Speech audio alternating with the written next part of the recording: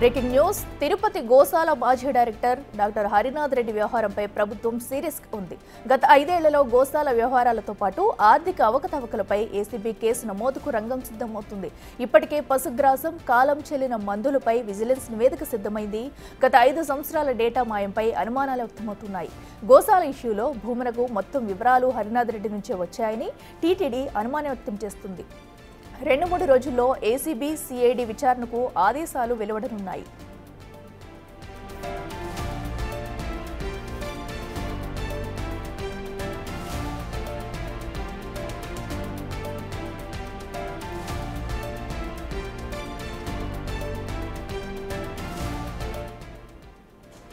ఇదే అంశానికి సంబంధించి మరింత సమాచారం మా ప్రతినిధి దామోదర్ లైవ్ లో అందిస్తారు. దామోదర్, చెప్పండి. అటు టీటీడీకి సంబంధించి అలాగే గోశాలకు సంబంధించి కూడా పలు అవకతవకలు జరిగాయన్నట్టుగా కూడా దీనిపై ఇప్పటికే హరినాథ్ రెడ్డిని కూడా సీరియస్ గా ఉన్నట్టు తెలుస్తుంది. మరి అటు కేసు నమోదు చేసే అవకాశం కూడా కనిపిస్తుంది. దీనిపై పూర్తి డీటెయిల్స్ ఏంటి? అఖిల, మాజీ టీటీడీ చైర్మన్ భూమన్ కరుణాకర్ రెడ్డి గోశాలలో ఆవులు మరణిస్తున్నాయి, ఏదైతే టీటీడీ నిర్లక్ష్యం వల్ల ఇది జరుగుతుందంటూ ఏదైతే వివాదాన్ని రేకొట్టాడో ఆ తర్వాత అసలు వాస్తవాల కోసం టీటీడీ రంగంలోకి దిగింది. గతంలో టీటీడీ విజిలెన్స్తో పాటు స్టేట్ విజిలెన్స్ ఇచ్చిన నివేదికను బయటికి తీసింది. ముఖ్యంగా గత 5 సంవత్సరాల కాలంలో డాక్టర్ హరినాథ్ రెడ్డి డైరెక్టర్గా కొనసాగారు. మొన్న ఏదైతే తొక్కిస్లాట ఇష్యూ వరకు ఆయనే డైరెక్టర్గా కొనసాగిన నేపథ్యంలో ఈ కాలంలో ఎలాంటి చర్యలు తీసుకున్నారు, అసలు గతంలో ఉన్న జెర్సీ ఆవులను ఎక్కడికి తరలించారు, వాటి పరిస్థితి ఏమి, వాటిని అమ్మారా లేకపోతే అవి చనిపోయాయి ఇక్కడ, అదేవిధంగా ఏదైతే వరదల సమయంలో గోడలు కూలి ఏదైతే ఇటు తుమ్మలగుంట చెరువును పూడ్చివేయడంతో అటువైపు నుంచి వచ్చిన నీరు నేరుగా గోశాలలోకి చేరుకుని అటు మహిళా యూనివర్సిటీకి కూడా వెళ్ళిపోయిన పరిస్థితి. ఈ నేపథ్యంలో అప్పుడు ఎన్ని ఆవులు మరణించాయి, వాటి పరిస్థితి ఏమిటి అన్న విషయాల మీద కూడా వివరాలతో బయటికి తీసుకురావడానికి ప్రయత్నిస్తుంది. దీంతోపాటు దానా కొనుగోలు, దానా తయారు చేయడానికి ఓ ఎన్ఆర్ఐకి ఎందుకు అవకాశం ఇచ్చారో, అతను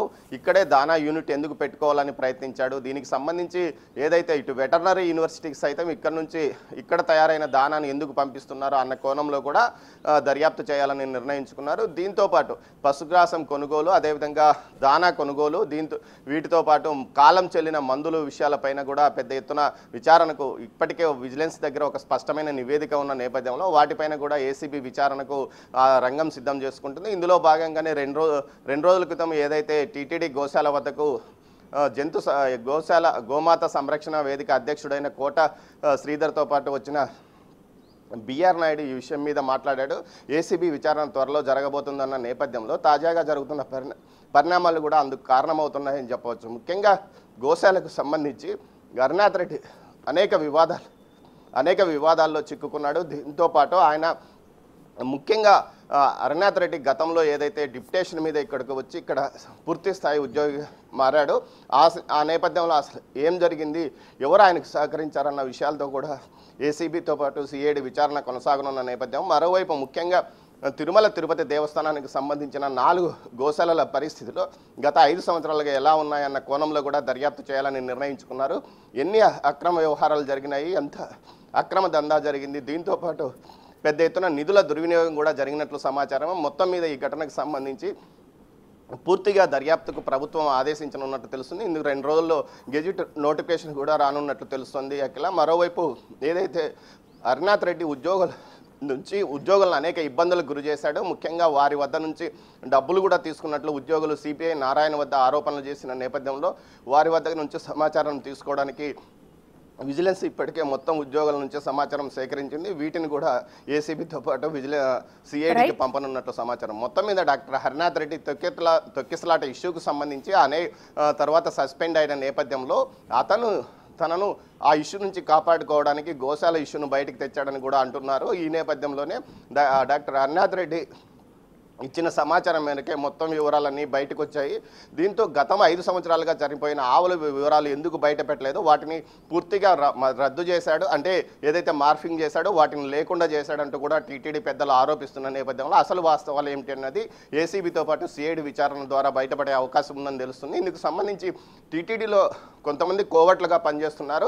ఇలాంటి వారి మీద కఠినంగా చర్యలు తీసుకోవాలంటే ముందుగా హరినాథ్ రెడ్డి లాంటి వారి మీద వేటు వేయాల్సిందే. అలాంటి పరిస్థితుల్లో ముందుగా హరినాథ్ రెడ్డి ద్వారానే ఈ వ్యవహారాన్ని బయట పెట్టాలని కూడా ఇటు టీటీడీ కూడా నిర్ణయించుకున్న నేపథ్యంలోనే అతని మీద ఏసీబీ సిఐడి కేసులు నమోదయ్యే అవకాశం ఉందని తెలుస్తుంది Akhila. Right Damodar, thank you. So అటు తిరుపతి గోశాల ఇష్యూపై కూడా అవకతవకలు జరిగాయంటూ కూడా ఇప్పటికే అటు సిబిఐ అయితే అటు విచారణ చేపట్టబోతుంది. అయితే దీనికి సంబంధించి కూడా ఇష్యూకి సంబంధించి అటు హరినాథ్ రెడ్డి నుంచి విషయాలన్నీ బయటకు వచ్చాయి, కరుణాకర్ రెడ్డికి చేరాయి అనే అనుమానాలు అయితే వ్యక్తమవుతున్నాయి.